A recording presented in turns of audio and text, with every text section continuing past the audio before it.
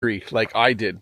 And then when you stop doing something that you regularly do, eventually you start doing it again.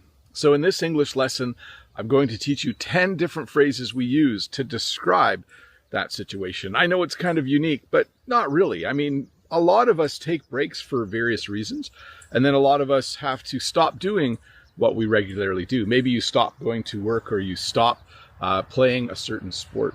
So the first phrase is to just say, I'm back at it. When you say you're back at something in English, it means that you took a break and now you're starting to do it again. 5 weeks ago, I injured my collarbone and I stopped making English lessons here on YouTube, but right now I'm back at it. So in this English lesson, that was the first one, by the way, I'll teach you 9 more ways to describe that situation.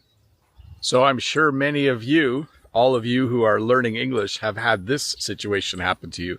You get tired of learning English and you quit for a little bit. And then eventually what you need to do is you need to get back on track. In English, when we use the phrase to get back on track, it means in the past you had a plan for something. In the past you were learning English every day. You were watching YouTube videos. You were practicing on your apps. But then maybe for some reason you got bored or you didn't have time and you didn't study for English for a while. So that's the phrase I would use. It's a good idea to get back on track. When you haven't done something, especially something as important as learning English, when you haven't done it for a while, it's a good idea to get back on track.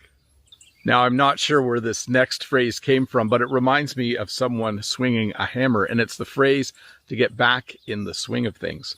Let's say you've missed work for a week. Maybe you were really, really sick. Maybe something happened and you had to take a few days off.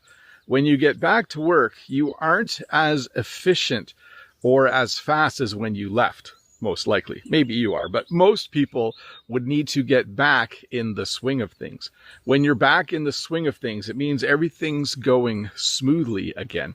For me, making these English lessons, it's taking me a while to get back in the swing of things. Coming outside and talking is easy, but the editing is taking a little bit longer. So maybe you've had a break from work and now you're back and you're starting to do all of the things you normally do. It's nice to get back in the swing of things. So for this next one, let's imagine that you are a skier.